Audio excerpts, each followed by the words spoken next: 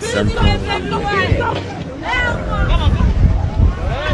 briefly explore. The first time we met, I remember when you were projecting your movie, I lose my baby. Yeah.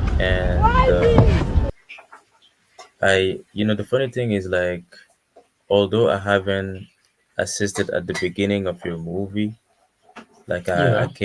I came in the middle. I still like felt you know the struggle and the difficulties, like the harsh realities that the refugees has to come through. And before we go into that, can you just give also a brief like summary of your movie first? Okay. Yeah, thank you very much. Because it was a memory that I will never let pass by. The very day we met at Bayreuth, after we have do the movie show. So, and it was unfortunate, very unfortunate, not really very unfortunate that we couldn't do something before I left to Nigeria. Mm, So, but it was the promise that we kept between ourselves that we have to start up something after mm, I return. So, which today happened to be the first time, but unfortunately, we couldn't manage to be there in person. But according to Nigeria, then say at all nine bad pass, which means if it is okay when it happened, but it is very misfortune and unfortunate if it does not happen at all. So it is good to happen at least than it does not happen at all. So, and us talking about the understanding the root causes of refugee crisis in Africa, it's something that have been vibrating on my memory, which make us to venture into that movie that was displayed that very day.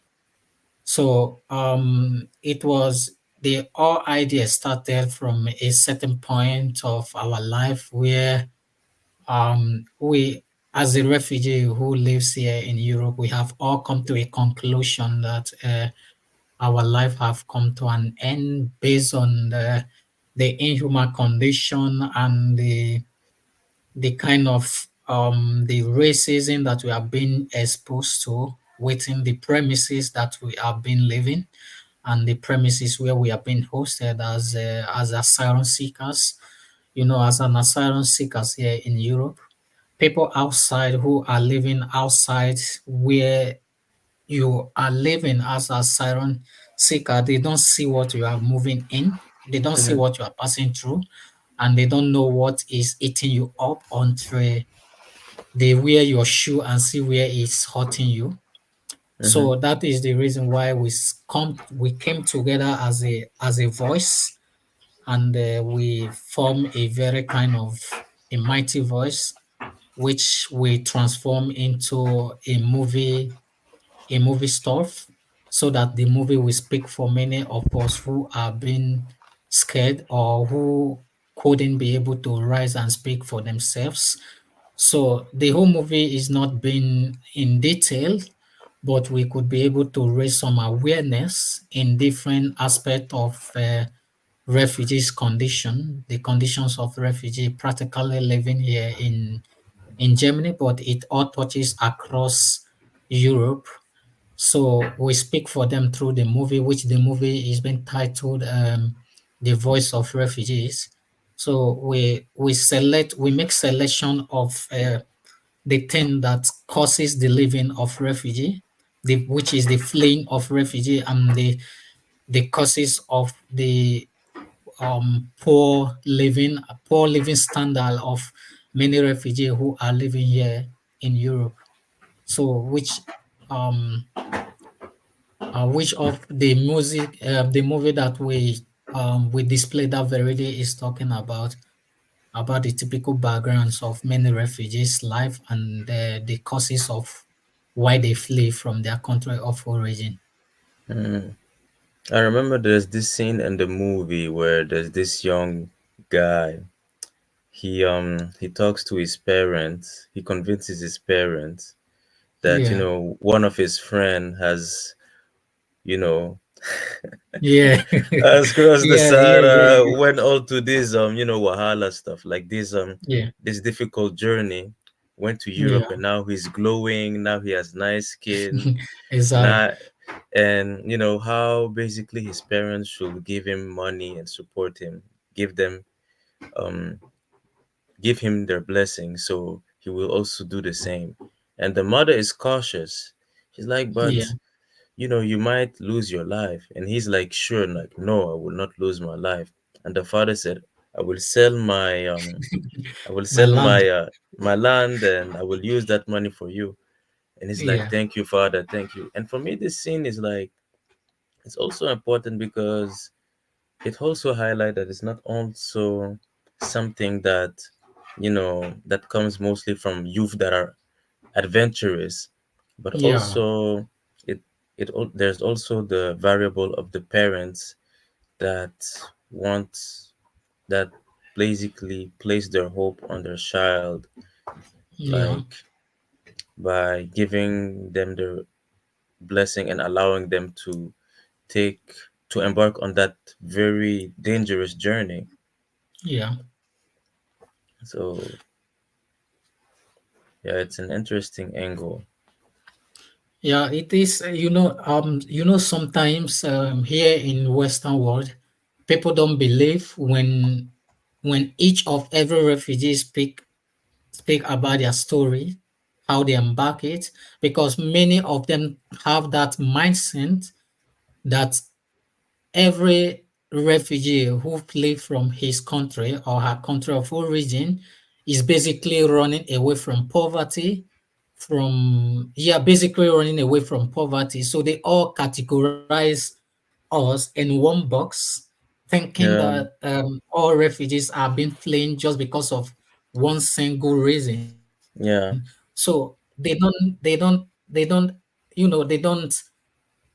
want to open their minds to understand or to be able to make contact with many refugees with different background to know the reason why they flee in these Mhm. numbers of people Mhm. leaving their country in a single time and moment. So it's quite alarming how they are being inboxed us in one single category. So when you come to Africa, you will see that almost thousands of us who are fleeing our country of origin are not just fleeing for one reason. You can see many people are fleeing just because they see their friends living so large in Europe.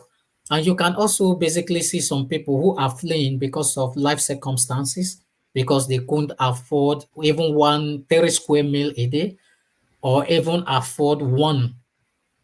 So you will also come and see people who are fleeing, but let me just use Sudan, South Sudan as an example. You will see people fleeing from South Sudan coming to Europe, and people are not like kind of accepting them for their own environmental um, problems that they are having from genocide that is happening there every seconds and hours. And you see people coming from South Africa. When you see a refugee now coming from South Africa, people always have that mindset that, oh, South Africa is a mini Europe in Africa. South Africa is well developed. South Africa is this, that is impossible for somebody who is living, being born and raised in South Africa not to have a good living, not to achieve a good education. But many of us doesn't look it at this family standard, because each of every family in Africa have their basic standard. You understand? So people don't look at the minimum wage in Africa. The minimum Mm, wage, when you compare a minimum wage like in Nigeria now, a minimum wage in Nigeria is basically around 40,000 naira, which is not up to 20 euro for a police officer, for a lecturer, for this kind of thing. So people don't look it in this field. Sometimes I told I told them in court when I have my court hearing for my asylum stuff. I told them that even somebody who is living in camp, in asylum camp, receiving 100 euro can be able to pay up to police officers in Africa. So even the judge was laughing. They thought it was a joke, but it was never a joke. So inside the movie, you saw the boy trying to convince his family to, to support his own plan to leave the country through Sahara Desert. mm, So you can see the frustration in him. You can see not only just because he saw a friend of him coming from Europe having achieved everything that a man supposed to have achieved. So, but you can see the frustration that he have already been to school as his graduate. Still, he's not getting or working in a very high profile company that suits to his qualification. So he have done everything. He have done some vocational training, still no success. He have done so many quite large number of things to be able to sustain him and also his family, still no success. So, but after he have seen the arrival of his friend who lives in Europe, so he began to twist and change his plan, either for him to also go the same journey, which of his friends have already been achieving something. So that is where he came to a conclusion that his family have to support him to see that he leaves Africa to go to Europe and also make the same money that his friend also make. So that is mm. the case of many people who flee because of poverty issue, and many of them are fleeing because of tribal war. Many of them are fleeing because of mislead of the governmental area, and many of them are also fleeing because of so many things like Nigeria. There are Boko Haram, there are Fulani Yeah, yeah, SPM, yeah. there are many tribalistic issue that is affecting the less privileged, which is causing them more harm than a country that is facing and exposing to everyday bombastic suicide, you understand. So that is many things that many people have been facing, and also causing many majority of fleeing that you see that coming from many African countries as well. So yeah, not just like one reason, and also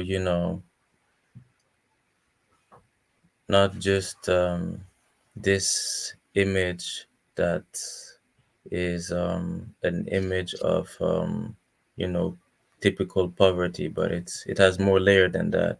It also has some roots from the way the society is. And yeah, you talk about Sudan too, which is going through a war, which is also crazy. Like 2 days ago, like more than 300 people were killed in the Yeah, war, and nobody, there's no media coverage.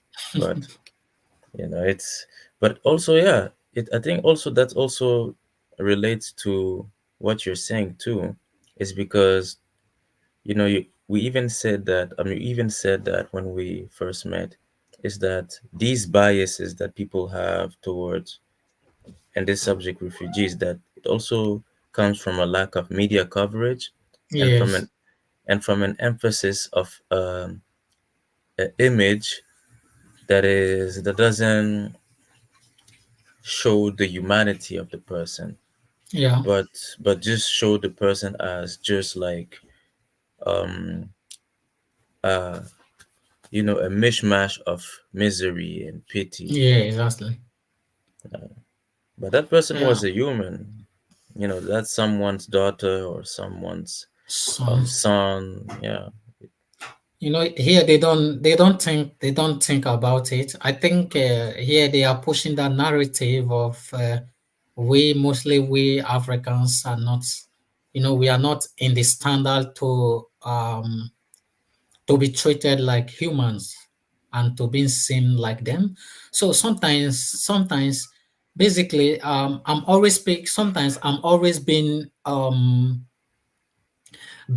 speaking from left to right, because sometimes I don't blame the West treating us like this, sometimes I blame we the African leaders because I let me just use the issue of Ukraine as an example. When the war broke out in Ukraine, many European they started having the pieces of cake from Ukrainian refugees. They Mm. started taking them in, accepting them as their own. Yeah. They even it even affected me because during the time where when the issue in Ukraine broke out, I was still living in asylum camp. So what happened was that they even chased me out from the asylum house where I was living No to give way. the house to give the house to the Ukrainians. That's mad. So I went to work that very day. So before I came back, I saw my stuff in my neighbor's house. They said that I have to leave because we have to move the house away, give it to the Ukrainians who they have already made and registered from the city or the place where I was living. So you see how important they take their own. You see how it was being advertised in CNN, in BBC, in German, in Deutsche Welle, in many other intercontinental website and medias. But when you go to Africa, first of all, we have to criticize our own African media for not covering the issue of refugees who are fleeing from Sudan, who are fleeing from different parts of the nations in African country. So they don't cover it. They always use it to rob our own because it's not fit to what they want. And they see that when they cover it, they can't get that amount of money like the way they have from the West, from Mm. the all those propaganda of a thing. So you see, there are many issues in Germany, basically in Germany, where when the Ukrainians started leaving their country, they made a lot of chances for them. You see, even at their border, they were depriving many black people to escape the war. Why? Because they want their own people to be able to escape the war first before the any other national. So they make their own citizen as the first priority, while the black people as second choice. Mm-hmm. So, but when you go to Africa, when anything started happening, the first people to evacuate are always foreigners, leaving their own people to die with the war. So here we are here as African refugees living in Europe. We are facing a lot of a lot of insecurity as well because even today I was being controlled by police. If since 2 months, I was always controlled every day. Police controlled me every blessed day. And when you see the first impression when they control a black man here, the Mm. first conversation that always pump up from there is, "Are you on drugs? How did you take drugs today?" And Wow. there's no atom of respect, like kind of, "How are you? Are you okay? How are you feeling?" When they come, their first impression is that every black man that is riding a scooter is going from door to door to serve a marijuana or a drugs. So when they come to meet you, the first impression is to bat you or are you on drugs? So when you challenge them that that is not a right way to approach somebody, they overlook it. They look as if this person is not a kind of is not our standard that we have to approach in a such polite form. So, but you can't, even if you go back to our own African continent, you will see that our African police, our African brothers, they respect The the Oyimbos, right? strangers, the what we call the phrase that African Nigeria call Oyibo. So we treat them as the first class citizen in our own continent and treat our own people as a second class people. Why we as African refugee living in asylum house?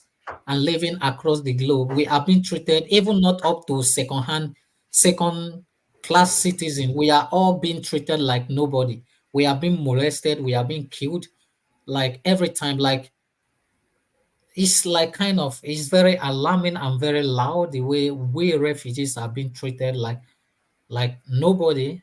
Nobody is even like many refugees who are being killed in Germany. You don't see even African media advertising it or talking about it. It's been once a black man is being killed, mostly in Germany here, they don't talk about it at all. Even our own media in Africa, they don't make it as their own headline.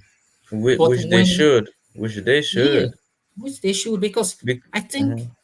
I think we should not be accusing sometimes. I think we should not be overstepping or being too forward to blame the Western media sometimes, because when anything pump up here where a white person is being beaten by a black person, or when a black man have a misunderstanding with with a white person, the media advertise it. The Mm. Western media or the German media always criticize a black person because they beat up a German person or a white person. But when a white person beat up a black person or killed a white person, so the first people that are supposed to, to advertise or to step in to speak about the incident supposed to black media. They're supposed to start it. But you don't hear them saying about it. Only thing you see that always pump up in black media is homosexual, lesbianism. These are the things they are making their top agendas. They make it as their priority every time to speak on the media. But when a black man is being killed, being murdered in broad daylight, they don't like talking about it. Like refugees, several refugees are being killed. Even just only this year, almost 30 Gambians that I know is being shot to death for no just reason. But when we look at the incident where this Syrian man or Afghanistan man being stabbed police officer to death, they didn't kill the man. They just catch him, and whether they put it in prison. Despite he killed a police officer, but you don't even see media talking about it. They just report it. Few days, everything just go. If it is an African man in Nigeria, a Ghanaian, or a Senegal, I will assure you that the media will still be talking about it till now. So these are the things that we have to step up to speak. And if we don't speak about it, there's nobody who is going to speak it for us. And we are here using talking about the causes of the refugee crisis in Africa. We are fleeing to have a better life, to have a better peace, to have peace of mind, while we are facing a whole bunches of trauma in our new home where we're supposed to live and have a peace. We don't have peace in our new home. We still go back to Africa. We still don't have peace. We are having police brutality, facing police brutality in Europe. We still go back to our own country, we still face the same police brutality. And these are the kind of things that we have to speak about. And these are the things basically that is making many people to flee from their country of origin because of the violence they face every time. It's very alarming and very loud. Hmm. That's the kind of reality that you know it needs to get out there because you you barely hear that out. Like Yeah, it's for me it's basically engineering yeah, information. You select what you want to the public to the priority that the public have access to, and yeah, some other parts that is true, some other parts of reality you just put it to the darkness. And for me this is basically creating making people, like it's conditioning people in a yeah, certain way. It conditioning people to be sensitive towards something and less sensitive towards another. Yeah. people to be more sensitive towards what you said about the homosexual rights and be less sensitive about, human rights. I mean, you Yeah. know, someone who's just shot dead like that. I mean, you know, that for me is inhuman. It's crazy, and if you come to Asylum House here in Europe, basically here in Germany, Mm-hmm. there is there is Asylum House that it's called Centrum. Mm-hmm. So this Centrum is basically is defined as a reception center for the arrivals, Mm-hmm. and which it means three words in Deutsch, which is Ankunft, Entscheidung, and Abschiebung. So people people don't, and people who are living inside this camp, they don't know where they are living. We all have that thought that we are all living in asylum So house, but no. what are the three words again? Uncooked. The three word is Ankunft, Entscheidung, and Mm. Abschiebung. Can you translate in English for the Yeah, viewers that don't? it means arrival, Mm-hmm. decision, and repatriation or deportation. Okay. So it means when you arrive, this camp means when you arrive to Germany, Mm-hmm. then they will, that is mean you arrived, which is Ankunft. So Mm-hmm. after you arrived, in within 1 week, they will give you as an interview. Then after they grant you an interview, then you will go there. Basically, 99% you will have a chance that it being rejected. So because that is the way the camp is being programmed. So when you Mm. come, before you even stay up to 3 days, you will receive a letter. Even the very day that you arrived is the day that you are going to get the letter that you are going to be having an interview on so date after like several days that you arrived. Then after you Mm. went to the interview, then you will have less than 3 days, 4 days, 5 days to have a negative. Sometimes you have a direct negative, which we call a direct negative, that you are going to be deported to your country of origin. Basically, it happened to the people who flew, who have direct flight from their country of origin to Germany. So sometimes it comes with a negative with Dublin. Then Dublin means you are going to be deported to your first fingerprint country, the fingerprint that is responsible, the country that is responsible for your first fingerprint country, which Mm. Italy is basically responsible for almost 80% of many refugees who are being distributed to different countries. So after Mm. you have received this negative, which means and Scheidung, they have taken decision of you. Then the next thing is that you are going to receive a letter that they are going to deport you or repatriate you back to Italy, or repatriate or deport you back to your country of origin, which is this third word. And this third word is happening within 6 months of your Mm. arrival.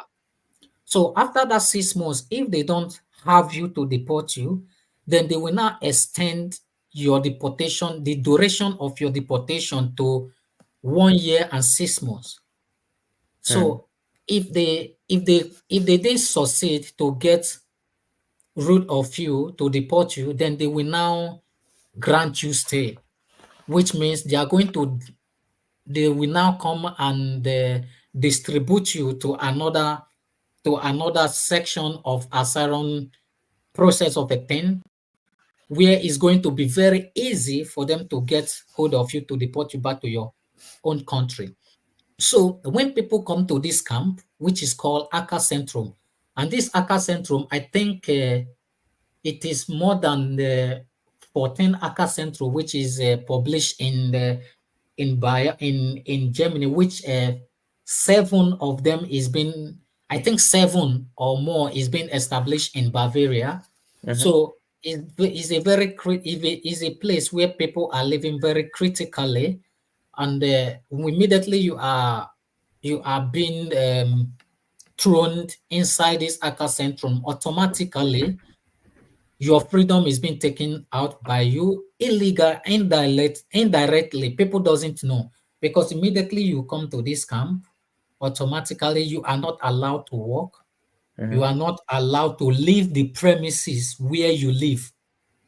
If you leave that premises, the place where your asylum case is being processed, you are going to be given a fine.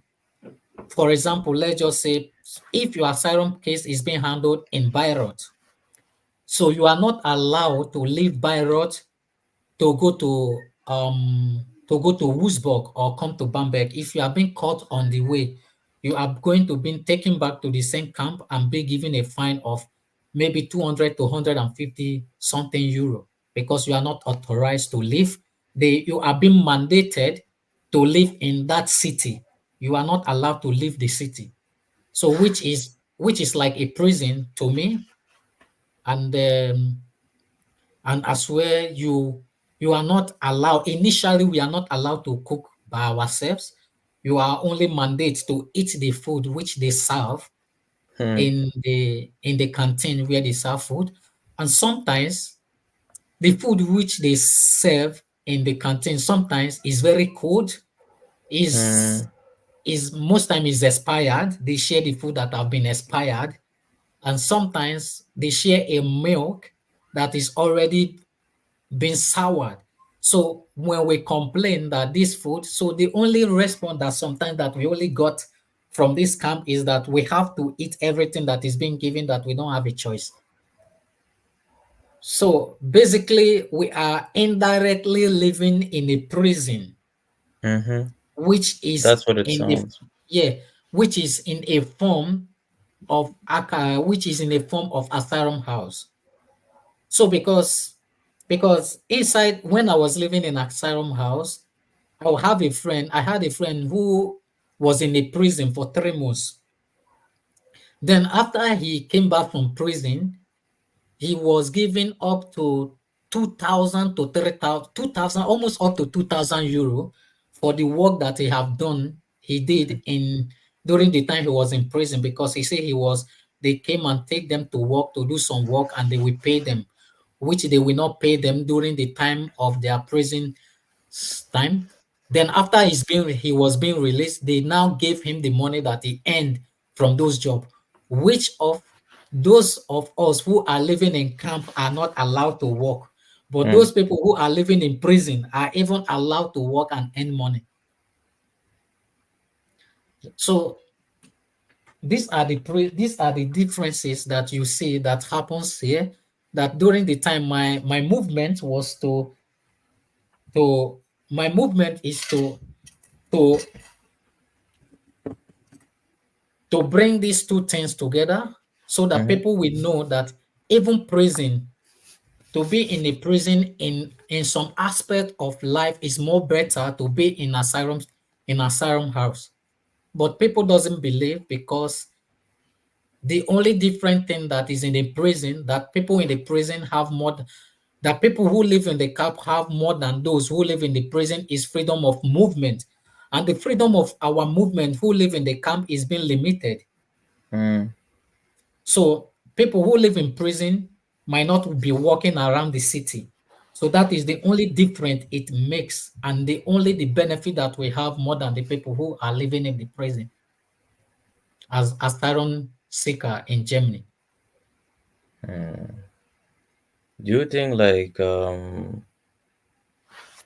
this information, this wealth of information that you're holding, like if it's broadcast to you know African youth, like if they fully grasp the ins and out of what it means to live in an asylum as an African, what it means to be how inhumane you are treated as an African, um that is even worse like a refugee.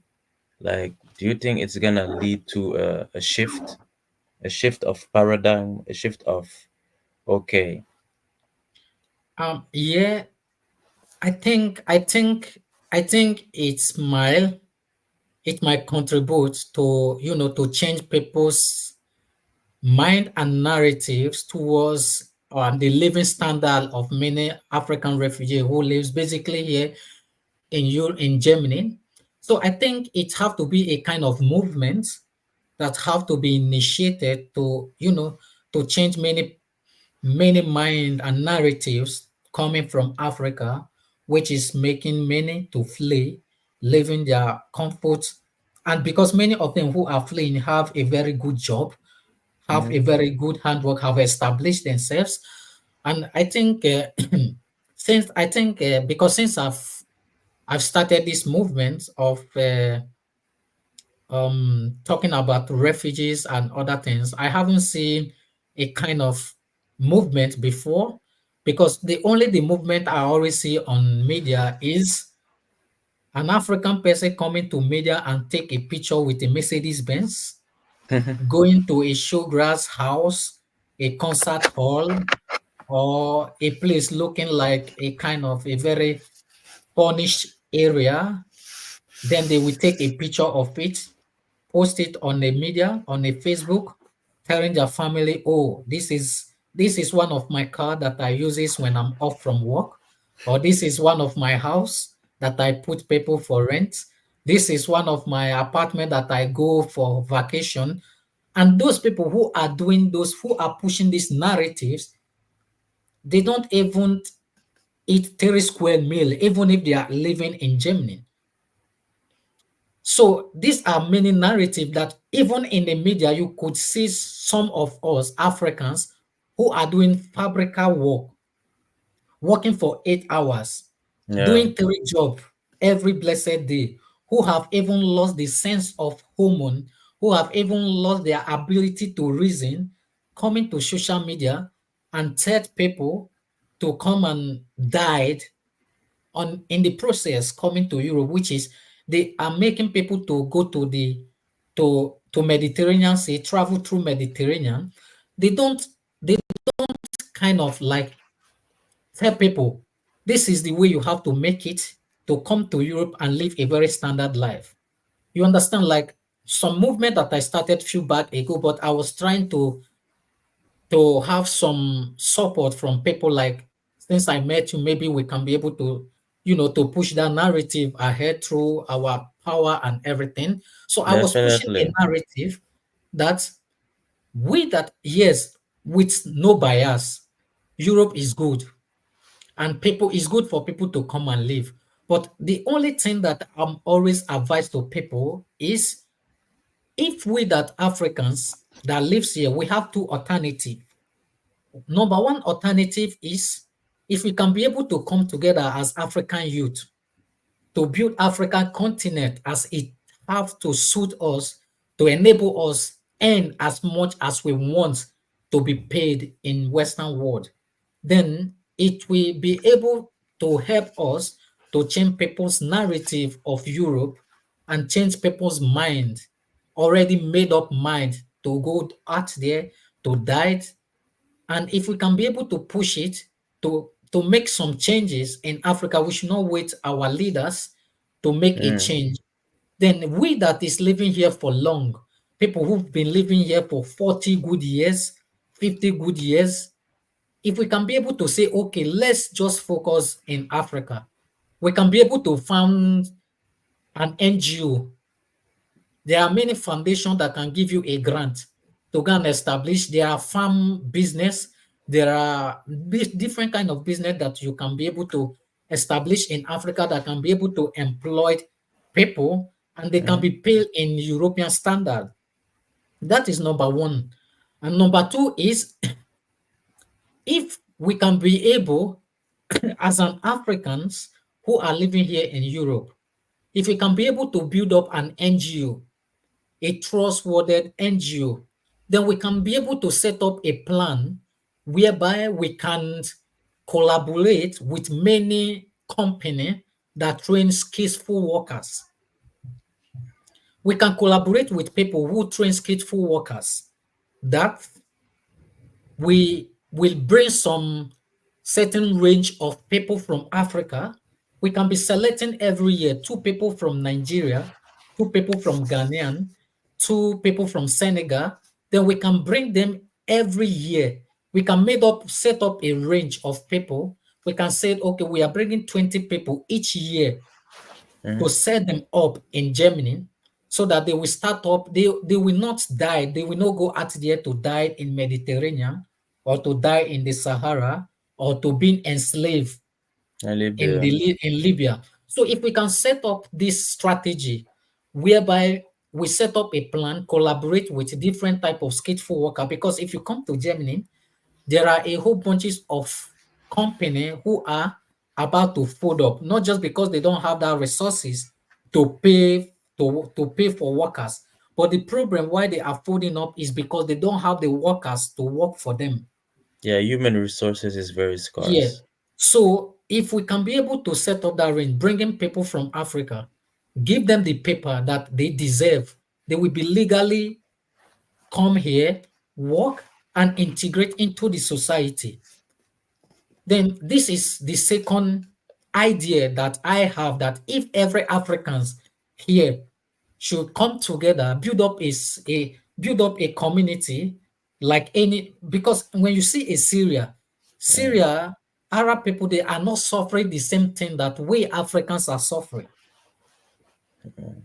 Turkish are not suffering the same thing that we African people are suffering, because the problem that we Africans are having in this Europe is that our first African brothers and sisters who migrated from Africa to Europe were migrated, they came here, they were only fishing for their stomach. mm, They did not build up an empire whereby the new generation from Africa will come and establish themselves. But if you see Turkish, when Turkish came here, most of them build up a company. Most of them build up many things that can be able to employ many Turkish if they migrate from Turkish to this place. Then if you check of many stores, mm-hmm. grocery stores, barbing stores, you see that 30% of it are being held by Arab and Turkish.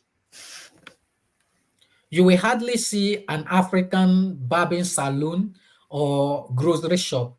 So these are the things that they build up a standard stuff that can be able to benefit their own people. But you will hardly see an African organization, a standard African organization existing here. You will hardly see a standard African shop that is employing thousands of Africans here. So these are the things that we have to realize, that we have to build our foundation that will speak for us in the Western world, because Africans are being mistreated. Turkish are not treated the same way we are being treated. If you, as an African refugee, have an appointment with a Turkish or with Arab refugee, they will first of all attend to those people before they will come and attend to you. Mm, Because of what? Because they have built up a foundation, they have built up a network that is speaking for them, even when those people who build it up are not even living. But we, mm-hmm. Africa, I think we are not lazy. We are very energetic to build up those standard stuff. But our problem is self achievement. We are too attached to self achievement. We are Mm, too attached to like enviness. I think this spirit of enviness and compromise because of a little benefit from somebody is being built in the DNA of we Africans. We can be compromised because of cup of a wine, and we can we can compromise what we benefit for the entire community just because we want to have it for only for ourselves. So these are the things that we have to liberate ourselves from and build these two things. If we can be able to build up this strategy, I think it will help us to solve this crisis, these large whole bunches of crisis coming from Africa to Europe. I see. Okay, my brother. On wrapping this up, I want to ask you, what is your utopia for you know, the the black Africans. Like I want to hear your dreamer side. Like, can you repeat the question, please? What is your utopia? So utopia is basically like My main Africanism, or it's what will reflect like a perfect way, a perfect like a level, like a high standard of living for black African, like, you know, the reality that you really aspire that Africans should live. yeah, like I would say, yeah, and those are the things that motivated me to start up this all the engagement that I've been venturing into. Mm-hmm. Because I see myself, I always tell people that I don't want to get rich, Mm-hmm. and I don't want to build a mansion. I just want to But you're live a living in one. You're living in one. Look yeah, at your. I yeah, actually, yeah, yeah. So what am I trying to say? What I'm trying to say is that I'm not here in Europe to, to build up a such whole large number of resources and go back to Africa and start driving Mercedes Benz, or build a very kind of huge mansion that people will be speaking about. Why I am here, and the reason why I'm striving for those narrative, it is because I want to build a kind of empire where many Africans will come and they will be respected. I want to push that narrative that I don't want to be compromised for any such reason or any amount of money for stop to speak for my own people. And Mm-hmm. I want to push it aside, that I want to push that narrative that every Africans that you see, despite us being in the same color of skin, that we don't have that one spirit and one, like, let me just put it this way, like, I want to change that narrative that when you come to Europe, they are being packaged us in one bus. Once they see you, they will say you are a criminal. Once they see me, they will say I'm a criminal. So we have to change this narrative, and it is also one of the things that I'm pushing ahead. That we should push this narrative whereby it will liberate many of us who are living here, not for them to see us as one. If your brother go to steal, if an African person go to come to Germany and he went out there and steal. When they see you as a black person, they will not say, is somebody else. Because you are black person, they will also say you are the person who steal. So Mm-hmm. these are the things that we want to, I'm pushing for. It's this narrative to stop, and also to change the mindset of many Africans who are living here, to come together, build up a community, to strive for a better change, not only striving for change in Europe, but striving for change in also in Africa, to create and generate this type of massive movement that will change the mindset of the African youth. Yeah. You understand? So, and also to generate a good information for many of us who are desperately want to come to Europe. So I will always create a two different separate portion for them. Either you migrate as illegal migrant, or you come as a legal migrant. Mm-hmm. So these are the two things that we have to, I'm striving for us to create, so that if we can be able to help people come here to study, or come here as a vocational training, Mm-hmm. come here to do something, and we can develop that thing, that we are here not to develop people's land. We are here to and to acquire knowledge and go back to our land and establish ourselves like the way the white people did. They came to our land, bring that ideology of colonialism, colonize, take what they want, come back to their land, and rebuild their own land with what they have stolen from us.